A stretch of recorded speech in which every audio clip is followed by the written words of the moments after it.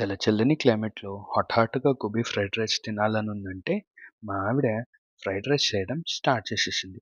తను ముందుగా గోబీని బాయిల్ చేసుకొని, మ్యారినేట్ చేసుకొని, లైట్‌గా ఫ్రై చేసుకుంది.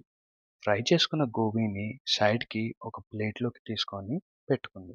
తర్వాత ఆనియన్స్, క్యారెట్, క్యాప్సికమ్, మిర్చిని సన్నగా కోసుకుంది.